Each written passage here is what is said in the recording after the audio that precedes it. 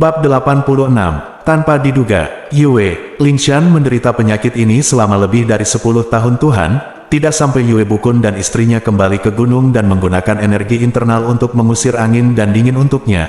Kemudian dia berangsur-angsur pulih, dan ketika dia naik ke tebing lagi, itu lebih dari 20 hari kemudian. Keduanya bertemu setelah sekian lama, dan keduanya dipenuhi dengan kesedihan dan kegembiraan. Yue Lingshan menatap wajahnya dan berkata dengan heran, "Tuan, apakah Anda juga sakit? Mengapa Anda begitu kurus?" Ling Hu Chong menggelengkan kepalanya dan berkata, "Saya tidak sakit, saya." Yue Lingshan tiba-tiba sadar, tiba-tiba menangis, dan berkata, kamu sangat merindukanku sehingga kamu menjadi sangat kurus." "Saudaraku, aku baik-baik saja sekarang." Ling Hu Chong memegang tangannya dan berkata dengan nada suara rendah, "Akhir-akhir ini, aku melihat jalan ini siang dan malam, aku hanya menantikan saat ini. Terima kasih Tuhan, akhirnya kau ada di sini." Yue Lingshan berkata, "Tapi aku selalu melihatmu." Ling Hu Chong bertanya-tanya, "Kamu melihatku sepanjang waktu?" Yue Lingshan berkata, "Iya, ketika aku sakit, aku memejamkan mata dan melihatmu. Demamnya paling parah hari itu, dan ibuku berkata bahwa aku selalu berbicara omong kosong dan berbicara denganmu. Kakak, ibu tahu aku datang untuk menemanimu malam itu." Ling Hu Chong tersipu malu, hatinya sedikit panik, dan bertanya, "Apakah Nyonya marah?" Yue Lingshan berkata, "Ibu tidak marah, tapi..." Berbicara tentang ini, tiba-tiba pipinya memerah, dan dia berhenti berbicara. Ling Hu Chong berkata, "Tapi apa?" Yue Lingshan berkata, "Aku tidak akan mengatakannya." Melihat tatapannya yang malu-malu, Ling Hu Jantung Chong berdebar kencang, dia dengan cepat menjadi tenang, dan berkata, "Adik perempuan muda, kamu baru saja sembuh dari penyakit seriusmu. Ayolah, kamu seharusnya tidak naik ke tebing sepagi ini. Aku tahu tubuhmu menjadi lebih baik, dan kapan saudara junior kelima dan keenam membawakanku makanan, mereka memberitahuku setiap hari." Yue Lingshan berkata, "Lalu mengapa kamu masih sangat kurus?" Ling Hu Chong tersenyum dan berkata, "Begitu kamu sembuh dari penyakit, berat badanku akan bertambah segera." Yue Lingshan berkata, "Katakan yang sebenarnya, berapa mangkuk nasi yang kamu makan setiap kali makan hari ini?" Liu Hower berkata, "Kamu hanya minum, tidak makan, dan tidak mendengarkan nasihat. Kakak, mengapa bukankah kamu jaga dirimu?" Setelah mengatakan ini, matanya menjadi merah lagi. Ling Hu Chong berkata, "Omong kosong, jangan hanya mendengarkan dia. Tidak peduli apa yang kamu katakan." Liu Hower suka menambahkan kepala berujung 3. "Mengapa aku hanya minum dan tidak makan?" Ling Ling menggigil. Nyatanya sangat dingin, tebing itu dikelilingi angin, dan tidak ada pohon yang menutupinya. Puncak Gunung Huasan sudah sangat dingin, tapi di tebing ini lebih dingin lagi. Ling Hu Chong merasa kasihan di dalam hatinya, dan merentangkan tangannya untuk memeluknya. Tapi kemudian memikirkan Tuan dan Nyonya, dia menarik tangannya dan berkata, "Adik kecil, kamu belum sehat, kamu tidak boleh menangkap dingin saat ini. Cepat turuni tebing, tunggu matahari muncul dan kamu akan kuat kembali. Lalu datang dan temui aku." Yue Lingshan berkata, "Aku tidak kedinginan. Entah berangin atau bersalju beberapa hari ini, kita harus menunggu matahari sebelum saya tidak tahu berapa lama." Ling Hu Chong berkata dengan cemas, "Jika kamu sakit lagi, apa yang harus kamu lakukan?" Aku. Melihat penampilannya yang kurus, Yue Lingshan berpikir dalam hati, jika aku benar-benar sakit lagi, dia pasti juga jatuh sakit. Di tebing terjal ini, tidak ada yang melayaninya, bukankah itu akan membunuhnya? Dia hanya bisa berkata, "Oke, kalau begitu aku akan pergi. Kamu harus berhati-hati, minum lebih sedikit alkohol, dan makan 3 mangkuk besar nasi untuk setiap kali makan. Aku pergi beritahu ayah, kesehatanmu tidak baik, kamu harus menebusnya, kamu tidak bisa selalu menjadi vegetarian." Ling Hu Chong tersenyum dan berkata, "Saya tidak berani melanggar aturan untuk makan daging." "Gadis yang baik, turunlah dari tebing." Mata Yue Lingshan penuh kasih sayang, pipinya memerah, dan dia berkata dengan suara rendah, "Kamu memanggilku apa?" Ling Hu Chong merasa sangat malu, dan berkata, "Aku terus terang, adik perempuan junior, jangan tersinggung." Yue Lingshan berkata, "Mengapa saya tersinggung? Saya suka ketika Anda menyebutnya seperti itu." Hati Ling Hu Chong terasa panas, dan dia hanya ingin memeluknya, lengannya. Tetapi kemudian dia berpikir, dia sedang menungguku, aku harus menghormatinya, bagaimana aku bisa menyinggung perasaannya. Memutar kepalanya dengan cepat, dia berkata dengan lembut, ketika kamu menuruni tebing, berjalan perlahan selangkah demi selangkah, dan istirahatlah sejenak ketika kamu lelah, jangan khawatir. Seperti biasa, lari menuruni tebing dalam satu tarikan napas. Yue Lingshan berkata, iya. Berbalik perlahan, dia berjalan ke tepi tebing. Ling Hu Chong mendengar langkah kakinya menjauh, menoleh dan melihat Yue Lingshan berdiri beberapa meter di bawah tebing, menatapnya dengan tatapan kosong. Keduanya saling memandang seperti ini dan saling menatap untuk waktu yang lama. Ling Hu Chong berkata, pelan-pelan, saatnya pergi. Yue Lingshan berkata, iya. Kemudian dia benar-benar berbalik dan menuruni tebing. Sepanjang hari ini, Ling Hu Chong merasakan kegembiraan yang belum pernah dia alami seumur hidupnya. Duduk di atas batu, dia tidak bisa menahan tawa. Tiba-tiba dia meraung keras, dan lembah berdering. Bahagia? Aku sangat bahagia. Petik 2. Keesokan harinya salju turun lagi, dan Yue Lingshan tidak datang lagi. Ling Hu Chong mengetahui dari Lu Deyu bahwa dia pulih dengan sangat cepat dan menjadi semakin kuat setiap hari, jadi dia sangat gembira. 20 hari kemudian, Yue Lingshan naik ke tebing dengan sekeranjang zonzi, menatap wajah Ling Hu Chong sebentar, dan berkata sambil tersenyum, kamu tidak berbohong padaku, kamu benar-benar menjadi jauh lebih gemuk. Ling Hu Chong melihat darah di pipinya, juga berkata sambil tersenyum, kamu juga baik-baik saja, aku sangat senang melihatmu seperti ini. Yue Lingshan berkata, aku menuntut setiap hari untuk datang dan membawakanmu makanan, tapi ibuku tidak mau katakan apa saja, dan dia bilang dingin, dan dia bilang kelembapannya berat, dan sepertinya jika kamu naik tebing, kamu akan mati. Saya mengatakan bahwa kakak laki-laki ada di tebing siang dan malam, tetapi saya tidak, aku tidak melihatnya sakit. Ibu berkata bahwa kakak laki-laki memiliki energi internal yang kuat, bagaimana aku bisa bertarung dengannya? Membandingkan, ibu memujimu di belakangmu, apakah kamu bahagia? Ling Hu Chong mengangguk sambil tersenyum, dan berkata, saya sering merindukan Tuan dan Nyonya, bagaimana kabar kalian berdua? Saya hanya berharap bisa bertemu mereka lebih cepat. Yue Lingshan berkata, kemarin, saya membantu ibu saya membungkus zonzi sepanjang hari. Saya berpikir, saya akan membawa Anda beberapa zonzi. Bagaimana saya bisa tahu bahwa hari ini ibu saya tidak menunggu saya untuk berbicara? Jadi dia berkata, sekeranjang zonzi ini, ambillah untuk dimakan Conger. Benar-benar tidak terduga, tenggorokan Ling Hu Chong asam, dan dia berpikir, nyonya-nyonya memperlakukan saya dengan sangat baik. Yue Lingshan berkata, pangsit nasi baru saja dimasak, dan masih panas. Saya akan mengupas 2 untuk Anda makan. Dia berjalan ke dalam gua dengan zonzi, melepaskan ikatan tali zonzi, dan melepaskan zonzi. Ling Hu Chong mencium bau harum, dan melihat Yue Lingshan menyerahkan pangsit kupas, dia menggigitnya. Meskipun zonzi diisi dengan bahan vegetarian, jamur merang, jamur, pakaian busuk, biji teratai, selada air dan lain-lain dicampur menjadi satu, rasanya enak. Yue Lingshan berkata, jamur jerami ini, Xiao Linzi dan aku pergi untuk memetiknya bersama kemarin lusa. Ling Hu Chong bertanya, Xiao Linzi. Yue Lingshan tersenyum dan berkata, ini saudara muda Lin, lusa kemarin dia datang mengabarkan bahwa ada jamur merang di bawah pohon pinus di lereng timur bukit. Dia menemaniku memetik jamur merang cukup lama tapi dia hanya memetik setengah bakul walaupun tidak banyak tapi rasanya bagus bukan? Ling Hu Chong berkata, benar-benar segar sampai lidahku hampir tertelan. Yue Lingshan berkata, mengapa kamu tidak memarahinya? Dia memarahinya ketika dia tidak patuh. Hanya saja dia menjadi lebih patuh baru-baru ini, jadi saya tidak memarahinya beberapa kali. Ketika dia berlatih pedang dengan keras dan membuat kemajuan, saya juga memuji dia beberapa kata, ini, Xiao Linzi, langkah ini tidak buruk, jauh lebih baik dari kemarin, tapi itu tidak cukup cepat, berlatih lagi. Hihi, kata Ling Hu Chong. Apakah kamu mengajarinya cara berlatih pedang? Yue Lingshan berkata, dialek Hokkien yang dia ucapkan tidak dipahami dengan baik oleh saudara-saudari. Saya pernah ke Fuzhou dan memahami dialeknya, jadi ayah saya meminta saya untuk memberikan sarannya di waktu luang saya.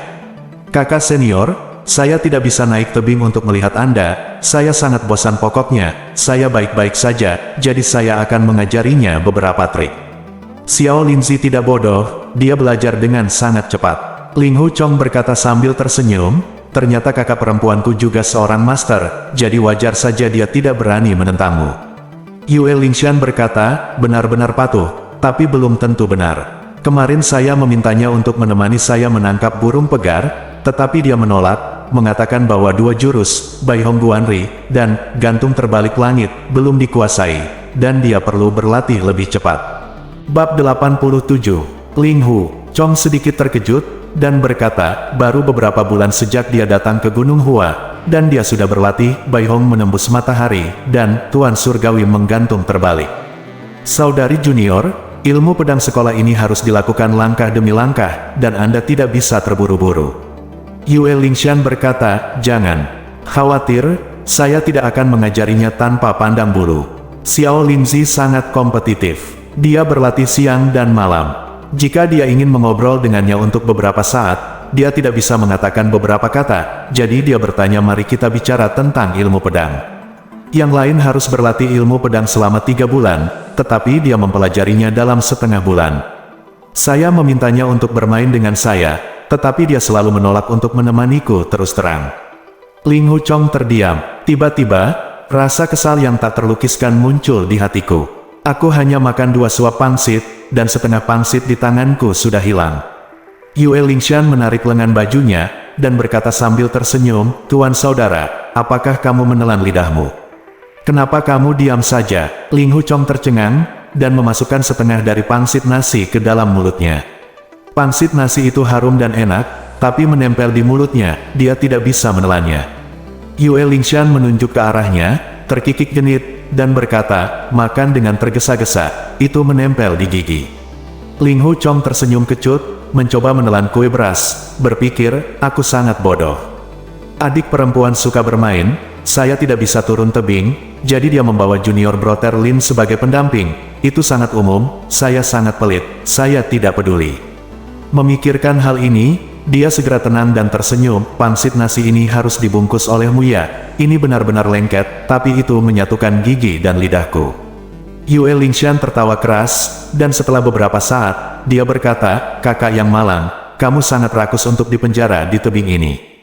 Terlihat bagus, butuh lebih dari 10 hari baginya untuk naik tebing lagi kali ini, dan selain anggur dan nasi, ada keranjang bambu kecil berisi setengah keranjang kacang pinus dan chestnut. Ling Hu Chong sudah lama menantikannya, dan selama 10 hari terakhir, ketika dia bertanya kepada Lu Deyu yang membawakan makanan tentang adik perempuannya, Lu Deyu selalu memasang ekspresi aneh dan berbicara dengan tidak wajar. Ling Hu Chong curiga, tapi dia tidak menemukan petunjuk apapun, jadi dia bertanya dengan mendesak. Lu Deyu berkata, adik perempuan junior dalam kesehatan yang baik, dan dia bekerja keras berlatih pedang setiap hari. Saya pikir Master melarang dia untuk datang ke atas tebing agar tidak mengganggunya. PR Master, dia menunggu siang dan malam memikirkannya, melihat Yue Lingshan tiba-tiba, bagaimana mungkin dia tidak bahagia. Melihatnya bersinar dan berseri-seri, dia terlihat lebih cantik dan anggun daripada sebelum dia jatuh sakit, dan sebuah pikiran muncul di benaknya, dia sudah sembuh, mengapa dia naik ke tebing setelah berhari-hari? Mungkinkah guru dan nyonya melarangnya? Yue Lingshan melihat mata mengantuk di mata Ling Hu Chong tiba-tiba memerah, dan dia berkata, Tuan, saya tidak datang menemui Anda selama berhari-hari, apakah Anda menyalahkan saya? Ling Hu Chong berkata, bagaimana saya bisa menyalahkan Anda? Anda datang ke atas tebing, bukan? Yue Lingshan berkata, iya, ibu mengajari saya 1 set ilmu pedang baru. Dia berkata bahwa permainan pedang ini memiliki perubahan yang rumit, jika saya naik ke tebing untuk mengobrol denganmu, aku akan terganggu. Ling Hu Chong berkata, teknik pedang apa? Yue Lingshan berkata, kamu menebak. Ling Hu Chong berkata, pedang Yang Wu. Yue Lingshan berkata, tidak. Ling Hu Chong berkata, pedang Si. Yue Lingshan menggelengkan kepalanya dan berkata, tebak lagi. Ling Hu Chong berkata, mungkinkah, Lady Sword? Yue Lingshan menjulurkan lidahnya dan berkata, ini adalah spesialisasi ibuku, saya tidak memenuhi syarat untuk berlatih pedang wanita. Izinkan saya memberitahu Anda, ini adalah 19 gaya pedang gadis giok. Dia sangat bangga pada dirinya sendiri. Ling Hu Chong sedikit terkejut, dan berkata dengan gembira, kau sudah mulai berlatih, Jade Girl Sword Nineten Styles. Ya, itu memang teknik pedang yang sangat rumit.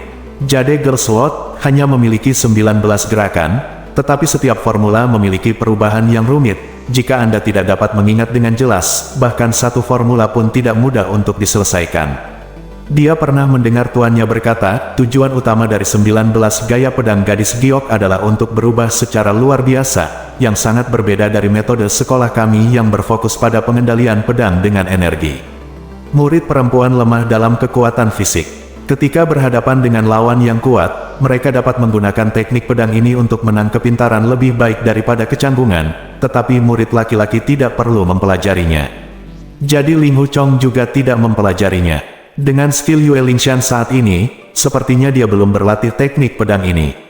Pada hari itu, Ling Huchong, Yue Lingshan dan beberapa kakak-kakak senior lainnya menyaksikan master dan istrinya membongkar rangkaian teknik pedang ini. 9 gaya pedang gadis giok sebenarnya setara dengan ratusan jurus dari lebih dari 10 ilmu pedang. Saat itu, semua murid terpesona dan takjub. Yue Lingshan memohon pada ibunya untuk belajar. Nyonya Yue berkata, kamu masih muda. Pertama, keahlianmu tidak cukup. Kedua, rangkaian teknik pedang ini terlalu menegangkan. Kamu harus mempelajarinya ketika kamu berumur 20 tahun. Selain itu, permainan pedang ini hanya untuk menahan aliran pedang lain. Misalnya, saudara dan saudari senior dari sekte yang sama akan mengajari Anda cara melakukannya, mempraktikkannya lagi, dan menjadi pengekanan khusus ilmu pedang Huasan. Chonger memiliki banyak pengetahuan lain-lain, dan saya ingat banyak ilmu pedang asing. Tunggu dia belajar bagaimana melakukannya dengan Anda di masa depan. Sudah hampir 2 tahun sejak kejadian ini, dan itu belum diangkat sejak saat itu. Tiba-tiba, guru mengajarinya. Ling Huchong berkata, sangat jarang master begitu tertarik untuk menjelaskan jurus-jurus kepada Anda setiap hari. Rangkaian ilmu pedang ini berfokus pada penyesuaian dengan situasi, dan Anda tidak boleh terpaku pada jurus-jurus itu. Di sekolah Huasan, hanya Yue Bukun dan Ling Huchongbo yang mengakui ilmu pedang sang master. Yue Lingshan ingin berlatih 19 gaya pedang gadis giok, jadi Yue Bukun harus melakukannya sendiri, mengajarinya jurus setiap hari. Yue Lingshan tersipu sedikit lagi, dan berkata dengan malu-malu, ayah tidak memiliki keterampilan, Xiao Linzi yang memberiku makan dengan gerakan setiap hari. Ling Huchong bertanya-tanya, adik laki-laki Lin, apakah dia tahu banyak ilmu pedang lainnya? Yue Lingshan tersenyum dan berkata, dia hanya tahu satu teknik pedang jahat yang diturunkan dari keluarga. Ayah saya mengatakan bahwa meskipun teknik pedang jahat ini tidak kuat, ia memiliki gerakan yang fantastis, dan ada banyak yang harus dipelajari darinya. Saya berlatih, gadis giok pedang 19 jurus, jadi saya mungkin juga melawan roh jahat. Awal dari ilmu pedang, Ling Huchong mengangguk dan berkata, jadi begitu. Yue Lingshan berkata, tuan saudara, apakah Anda tidak bahagia? Ling Huchong berkata, tidak. Bagaimana saya bisa tidak bahagia? Bisakah kamu tidak bahagia? Yue Lingshan berkata, tapi aku melihat raut wajahmu, jelas sangat tidak bahagia. Ling Huchong memaksakan senyum dan berkata, seberapa jauh kamu berlatih? Yue Lingshan tidak menjawab, dan setelah beberapa saat, berkata, ya baiklah, ibuku menyuruhmu untuk membantuku dengan triknya, tapi sekarang aku ingin Xiao Linzi melakukan triknya, jadi kamu tidak mau, kan? Tapi, kakak, kamu tidak bisa turun dari tebing sebentar, dan aku ingin segera berlatih, Jian, jadi aku tidak sabar menunggumu. Ling Huchong tertawa keras, dan berkata, kamu berbicara tentang anak-anak lagi, kakak dan adik di sekolah yang sama, itu sama untuk siapapun yang mengajarimu.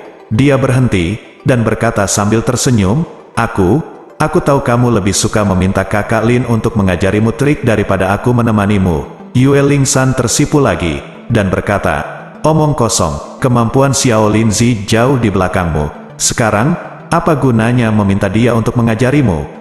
Bab 88. Ling Huchong berpikir, dalam hati, junior brother Lin baru menjadi pemula selama beberapa bulan, bahkan jika dia benar-benar sangat pintar, seberapa baik dia. Dia berkata, tentu saja sangat bermanfaat untuk memintanya mengajarimu. Setiap kali dia tidak bisa melawan dengan setiap gerakan, bukankah dia sangat senang?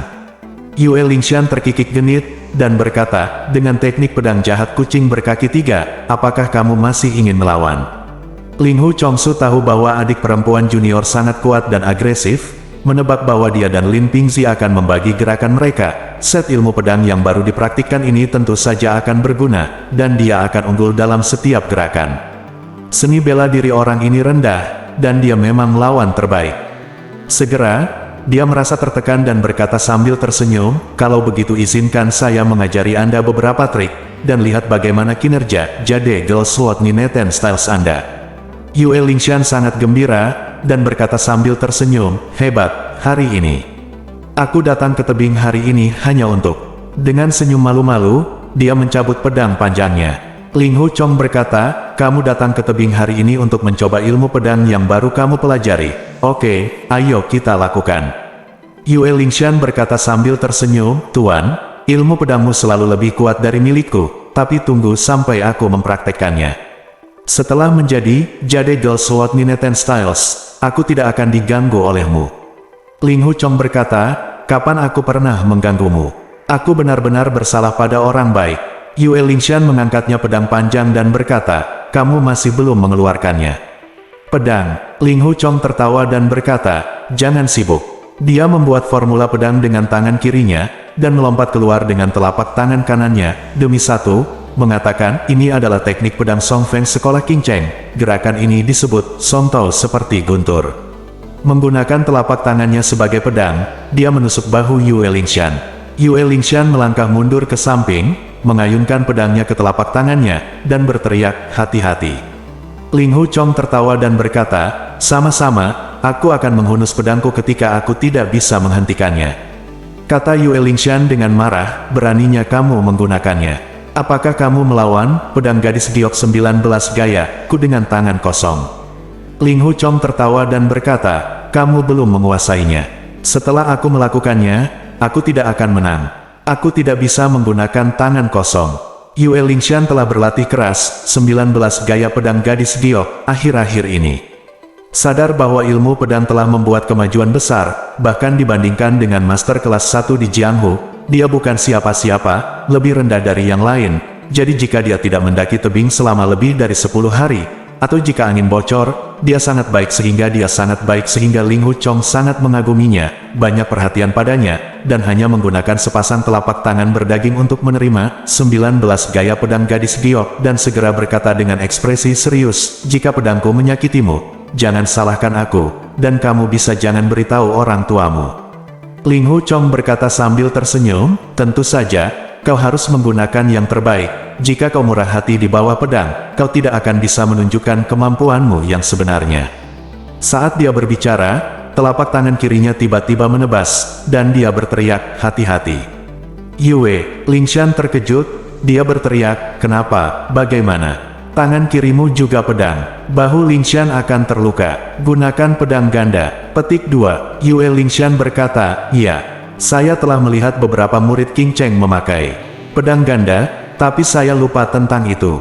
Lihat triknya." Dia mengembalikan pedang. Ling Hu Chong melihat bahwa pedangnya tidak menentu, sepertinya itu adalah jurus yang lebih unggul dari pedang gadis giok, dan memuji, "Pedang ini sangat bagus, tetapi tidak cukup cepat." Yue Lingshan berkata, "Tidak cukup cepat. Secepat apapun, lengannya akan membunuhmu." Ling Hu Chong tertawa dan berkata, "Kamu bisa memotongnya dan lihatlah." Tangan kanannya menjadi sebilah pedang, memotong ke arah lengan kirinya. Yue Lingshan kesal, dan menggerakkan pedangnya seperti angin, menggunakan 19 gerakan pedang gadis giok, yang telah dia latih dalam beberapa hari terakhir. Dari 19 jurus, ia hanya ingat 9 jurus, dan dari 9 jurus tersebut hanya 6 jurus yang bisa digunakan, namun 6 jurus ini saja sudah cukup ampuh, sehingga Ling Hu Chong tidak bisa terlalu dekat. Ling Hu Chong berenang mengelilingi tubuh Ling Hu Chong. Setiap kali ia berlari ke depan, ia selalu memaksanya keluar dengan jurus pedang yang tajam. Begitu ia melompat ke belakang, rompinya membentur batu yang menonjol dengan keras. Yue Lingshan sangat bangga dan berkata sambil tersenyum, "Apakah kamu belum menghunus pedangmu?" Ling Hu Chong tersenyum dan berkata, "Tunggu sebentar lagi." Dia membimbingnya untuk menggunakan pedang gadis giok satu persatu, dan bertarung sebentar. Melihat dia bola balik, yang bisa dia lakukan hanyalah 6 langkah ke depan, menebas telapak tangan kanannya, dan berteriak, "Tangan jahat pedang Song Feng, hati-hati." Telapak tangan itu cukup berat. Yue Lingshan melihat telapak tangannya menebas ke arah atas kepalanya, jadi dia buru-buru mengangkat pedangnya. Jurus ini ada di benak Ling Hu Chong, tangan kirinya terulur ke depan dengan cepat, jari tengahnya terjulur keluar, dan dengan keras ia memukul mata pedang panjang itu. Mulut harimau Yue Lingshan sangat sakit, dan dia tidak bisa menahannya dengan benar. Pedang panjang itu terbang dari tangannya, dan jatuh langsung ke lembah. Wajah Yue Lingshan pucat pasi, dia menatap kosong ke arah Ling Hu Chong, tanpa mengucapkan sepatah kata pun, gigi atasnya menggigit bibir bawahnya dengan erat. Ling Hu Chong berteriak, "Ahyo!" dan berlari ke tepi tebing, pedangnya sudah jatuh ke lembah yang dalam di bawah tanpa jejak. Tiba-tiba, aku melihat bayangan biru berkelap-kelip di tepi tebing, seperti sepotong pakaian. Ketika Ling Hu Chong melihatnya, dia tidak bisa melihat apa-apa lagi, jantungnya berdegup kencang, dan dia berpikir, ada apa dengan saya? Apa yang salah dengan saya? Saya telah bertarung ilmu pedang dengan adik perempuan saya tidak tahu berapa kali, saya selalu membiarkannya, saya tidak pernah tanpa ampun seperti hari ini. Tindakan saya semakin konyol. Yue Lingshan menoleh dan melirik ke lembah, berteriak, pedang ini, pedang ini. Ling Hu Chong terkejut lagi, mengetahui bahwa pedang panjang adik perempuan junior adalah senjata tajam yang memotong emas dan besi. Itu disebut pedang air jernih, dan diperoleh oleh guru di Longquan, Provinsi Zhejiang 3 tahun lalu. Adik perempuan junior tidak dapat meletakkannya ketika dia melihatnya, dan dia memohon kepada tuannya beberapa kali, tetapi tuannya tidak pernah memberikannya kepada dia. Baru pada ulang tahunnya yang ke-18 tahun ini sang majikan memberinya hadiah ulang tahun. Kali ini dia jatuh ke dalam jurang, dan sulit untuk mendapatkannya kembali. Kali ini benar-benar kesalahan besar. Yue Lingshan menendang kaki kirinya di tanah 2 kali, air mata mengalir di matanya, dia berbalik dan pergi. Ling Hu Chong berteriak, adik. Yue Lingshan mengabaikannya dan berlari menuruni tebing. Ling Hu Chong mengejar sampai ke tepi tebing, mengulurkan tangannya untuk menarik lengannya, tepat ketika jari-jarinya menyentuh lengan bajunya, dia menarik diri, melihat dia pergi tanpa menoleh ke belakang. Ling Hu Chong merasa tidak senang, berpikir, dulu, aku mencoba yang terbaik untuk mentolerir segalanya dengan dia, mengapa aku menjentikkan pedangnya hari ini dengan 1 jari? Mungkinkah istriku mengajarinya, 19 gaya pedang gadis giok, dan saya mulai merasa cemburu? Tidak, sama sekali tidak ada. 19 gaya pedang gadis giok, pada awalnya adalah kungfu dari murid perempuan sekolah Huasan. Selain itu, semakin baik keterampilan yang dipelajari adik perempuan saya, semakin bahagia saya. Sayangnya, saya selalu sendirian di tebing. Sudah lama sekali, dan saya memiliki temperamen yang buruk. Saya hanya berharap dia akan naik tebing lagi besok.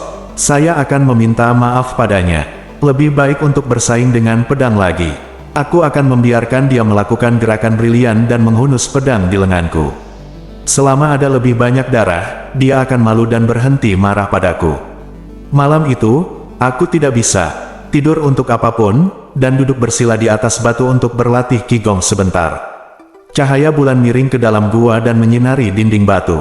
Ling Hu Chong melihat 3 huruf besar, Feng Qingyang, di dinding, menjulurkan jarinya, dan menulis coretan demi coretan di sepanjang lekukan tulisan tangan di dinding batu.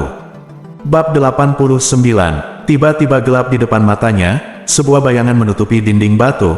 Ling Hu Chong terkejut dan menyambar pedang panjang di sampingnya, dan sebelum dia bisa mencabut pedang dari sarungnya, dia menusuk punggungnya dengan punggungnya. Di tengah pedang, dia tiba-tiba berteriak, adik kecil. Dia berbalik dengan tiba-tiba, hanya untuk melihat seorang pria tinggi kurus mengenakan jubah hijau berdiri sekitar 1 meter dari pintu masuk gua. Pria itu membawa sinar bulan di punggungnya, wajahnya ditutupi kain biru, hanya sepasang matanya yang terlihat, dan dia belum pernah melihatnya sebelumnya.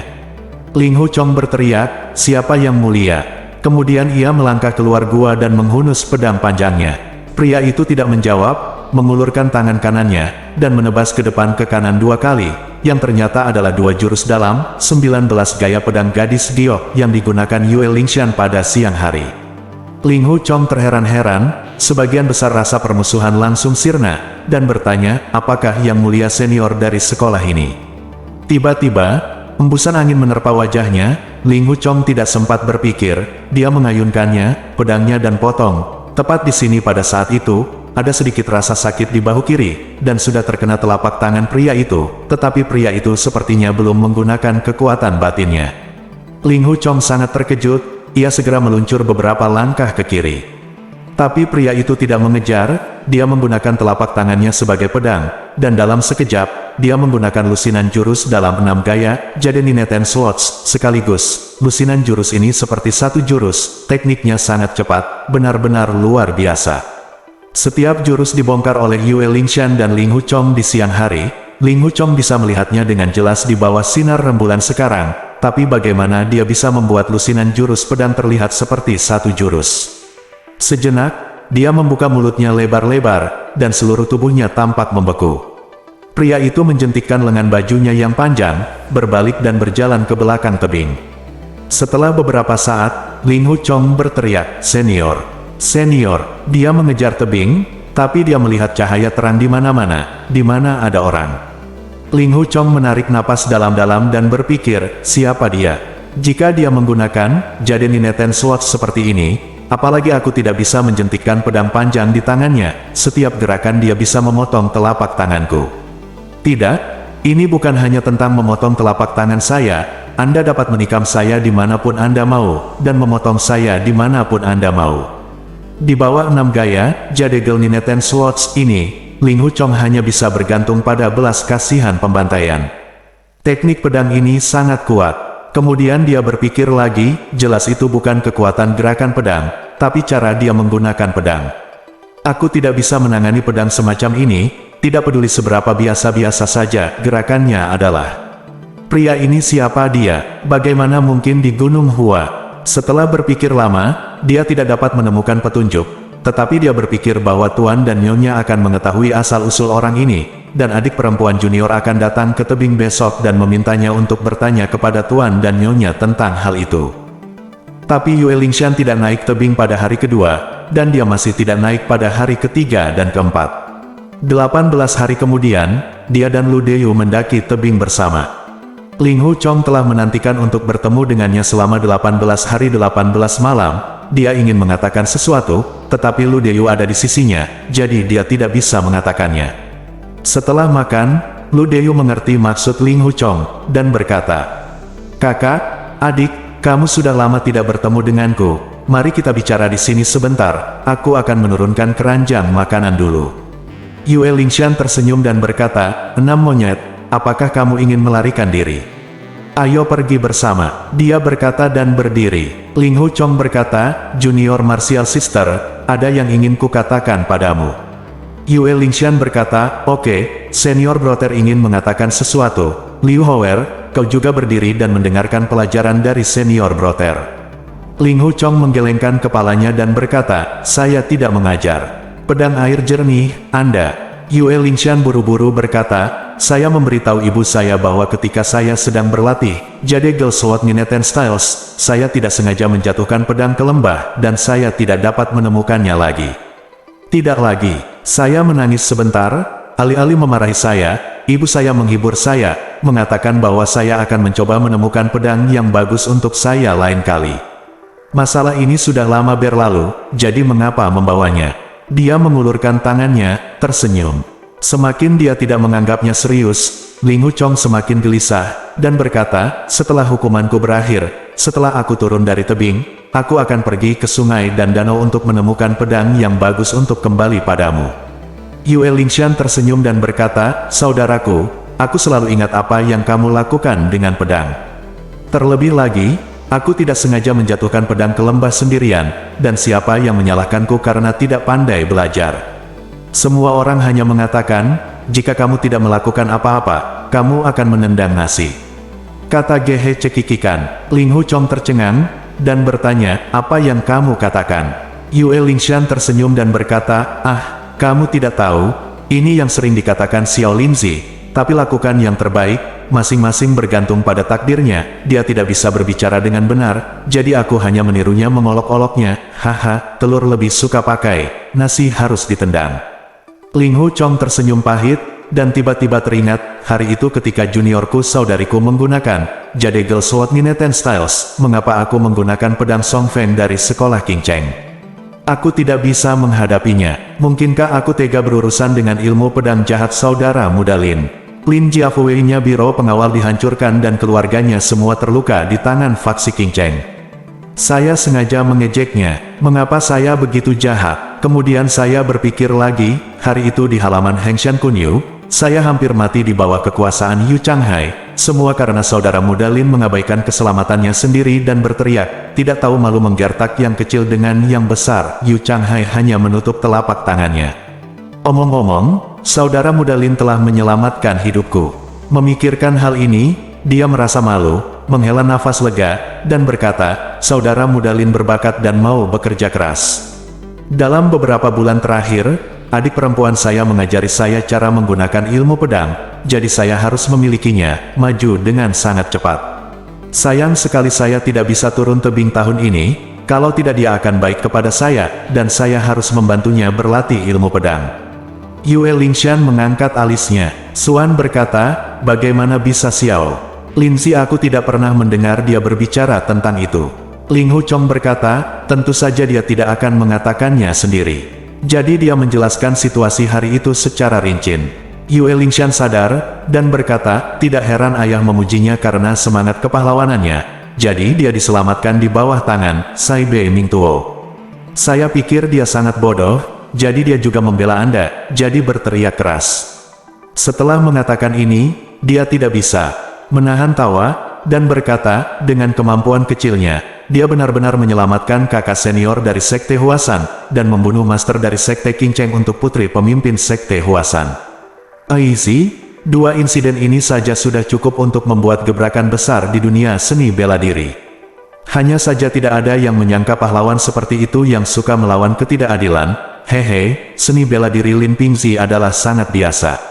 Ling Hu Chong berkata, kungfu dapat dipraktekkan, tetapi ksatria adalah bawaan, dan orang-orang dibedakan berdasarkan karakter tinggi atau rendah. Yue Lingshan tersenyum dan berkata, saya mendengar ayah dan ibu saya mengatakan hal yang sama ketika mereka berbicara tentang Xiao Linzi. Kakak, selain ksatria, ada jenis roh lain, kamu dan Xiao Linzi berada pada level yang sama. Ling Hu Chong berkata, apa jenis roh lainnya? Marah. Yue Lingshan tersenyum dan berkata, itu kesombongan, keduanya kamu bangga ini ketat. Lu Deyu tiba-tiba menyela, Tuan adalah pemimpin sekelompok saudara dan saudari, dia harus sedikit sombong. Apa itu Lin, yang layak memainkan kesombongannya di Huasan? Nada suaranya penuh permusuhan terhadap Lin Pingzi. Ling Hu Chong tercengang, dan bertanya, Liu Hower, kapan kakak Lin menyinggungmu? Lu Deyu berkata dengan marah, dia tidak menyinggung perasaanku, hanya saja saudara-saudari tidak menyukai kebajikannya. Yue Lingshan berkata, ada apa dengan kakak keenam? Kamu selalu bermasalah dengan Xiao Linzi. Dia junior, kamu harus toleran sebagai senior. Lu Deyu mendengus dan berkata, dia menjaga tempatnya sendiri. Kalau begitu itu saja, kalau tidak nama belakang saya lu tidak akan mentolerirnya. Yue Lingshan berkata, mengapa dia begitu gelisah? Lu Deyu berkata, dia, kata tiga, dia tidak mengatakan apa-apa lagi. Yue Lingshan berkata, ada apa? Kamu sangat ragu-ragu. Lu Deyu berkata, saya harap Liu Hower kehilangan matanya dan melihat sesuatu yang salah. Yue Lingshan sedikit tersipu, dan berhenti bertanya. Lu Deyu berteriak untuk pergi, dan Yue Lingshan turun dari tebing bersamanya. Bab 90. Ling Hu Chong berdiri di pinggir tebing, menatap punggung mereka berdua dengan pandangan kosong hingga akhirnya mereka berbelok ke lembah. Tiba-tiba, suara nyanyian Yue Lingshan yang jernih melayang dari belakang kol, nadanya sangat ringan dan halus. Ling Hu Chong tumbuh bersamanya sejak dia masih kecil, dan dia telah mendengarnya bernyanyi berkali-kali, tetapi dia belum pernah mendengar lagu ini sebelumnya. Yue Lingshan biasa menyanyikan lagu pendek sangsi dengan ujung panjang, bergoyang santai di lembah, tapi yang ini seperti mutiara yang berubah menjadi air, dengan karakter bening dan bulat. Ling Hu Chong mendengarkan liriknya, dan hanya samar-samar mendengar kata-kata, Kak, pergilah ke gunung untuk memetik teh, tetapi pelafalannya aneh.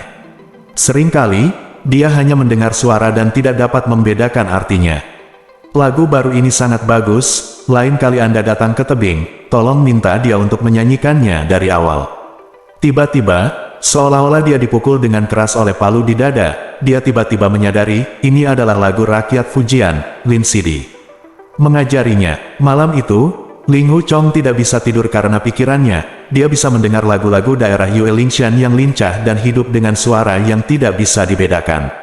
Saya mengeluh dan menyalahkan diri sendiri beberapa kali, Ling Hu Chong, betapa cantik dan mudahnya Anda di masa lalu, tetapi hari ini Anda hanya ingin memainkan musik, tetapi Anda tidak dapat membuangnya di hati Anda.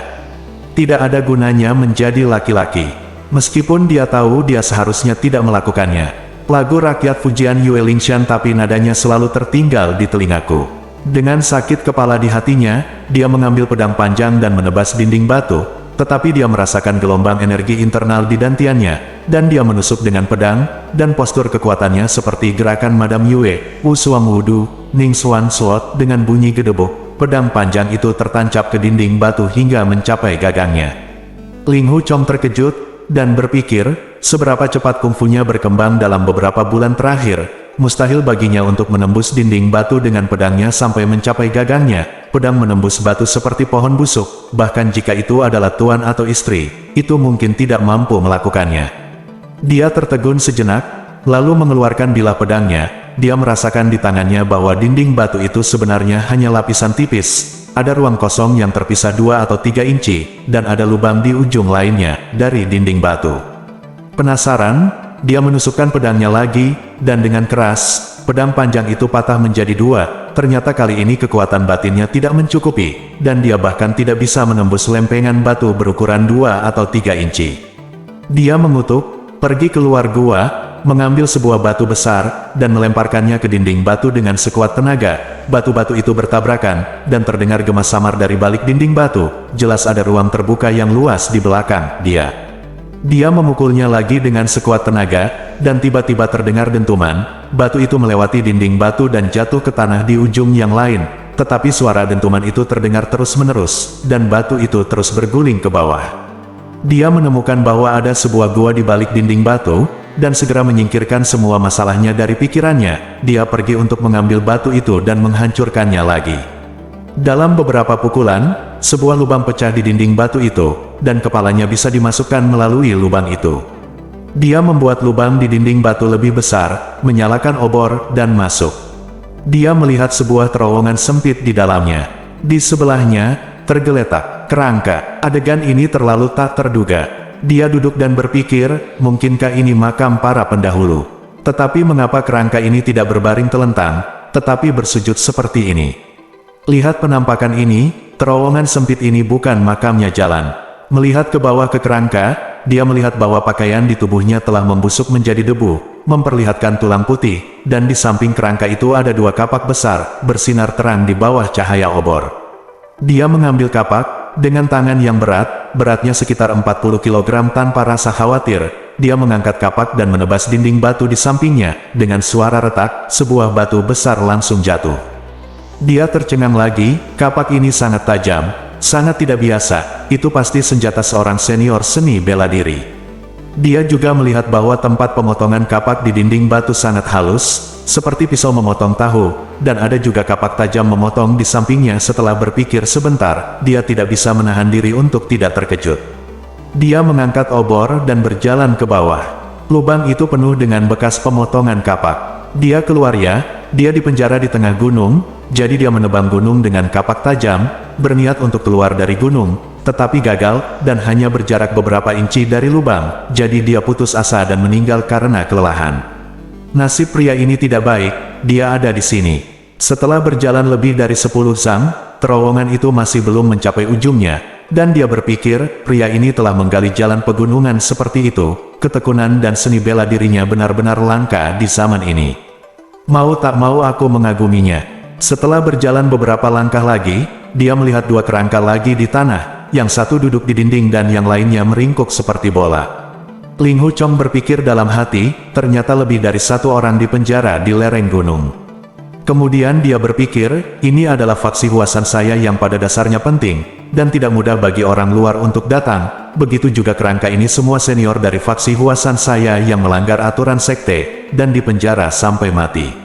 Di sini, berjalanlah beberapa meter lebih jauh, belok ke kiri di sepanjang koridor, dan di depan Anda ada gua batu besar yang dapat menampung 1000 orang. Ada 7 kerangka di dalam gua, baik duduk atau berbaring, dan ada tentara di samping mereka, pisau. Sepasang pelat besi, sepasang pena hakim, batang besi, batang tembaga, yang satu terlihat seperti petir, yang lain adalah pisau bermata 2 berujung 3 penuh taring, dan ada senjata yang terlihat seperti pedang, pisau bukan pisau, seperti pedang tapi bukan pedang, belum pernah terlihat sebelumnya. Ling Hu Chong berpikir dalam hati, mereka yang menggunakan senjata dan kapak tajam sekte luar ini jelas bukan pengikut sekte kita sendiri. Puluhan pedang panjang dilemparkan ke tanah tidak jauh dari sana, dia berjalan mendekat dan membungkuk untuk memungutnya, dan melihat bahwa pedang itu lebih kuat dari miliknya pedang Chang pendek, tetapi bilahnya 2 kali lebih lebar, dan berat di tangan, berpikir, ini adalah pedang yang digunakan oleh sekolah Taisan. Lainnya pedang panjang, ada yang ringan dan lembut, adalah pedang sekolah Hengshan, melengkung. Itu adalah salah satu dari 3 jenis pedang panjang yang digunakan oleh sekolah Hengshan. Beberapa pedang tidak memiliki ujung yang tajam, tetapi ujungnya sangat tajam, yang mana dikenal sebagai senjata pilihan yang digunakan oleh beberapa senior di sekolah Songshan, pedang biasa dari sekte ini. Dia menjadi semakin penasaran, tempat ini penuh dengan senjata dari sekolah pedang Wu Yue, apa alasannya? Sambil mengangkat obor, dia melihat keempat dinding gua, hanya untuk melihat sebuah batu besar yang menonjol dari dinding di sebelah kanan beberapa kaki di atas tanah, yang tampaknya merupakan batu besar. Di peron, di bawah batu besar, ada 16 karakter besar yang terukir di dinding batu. Sekolah pedang Wu Yue tidak tahu malu dan vulgar, memenangkan kompetisi, merencanakan untuk menyakiti orang. Setiap baris 4 karakter, total 4 baris, setiap karakter berukuran sekitar 1 kaki persegi, jauh ke dalam bebatuan, diukir dengan senjata yang sangat tajam, sedalam beberapa inci. 16 karakter penuh dengan tepi dan sudut yang tajam, dan mereka tampaknya berada dalam ketegangan. Saya juga melihat karakter kecil yang tak terhitung jumlahnya terukir di sebelah 16 karakter besar, yang semuanya adalah kata-kata kutukan seperti, bajingan tercela, sangat memalukan, bodoh, pengecut, del, dan dinding itu penuh dengan kutukan, kata-kata. Ling Hu Chong sangat kesal dan berpikir, jadi orang-orang ini ditangkap dan dipenjarakan oleh sekte pedang Wu Yue. Saya tercela dan tak tahu malu. Berpikir, tapi aku tidak tahu siapa orang-orang ini. Karena mereka adalah musuh sekte pedang Wu Yue, mereka bukan orang baik. Bersambung.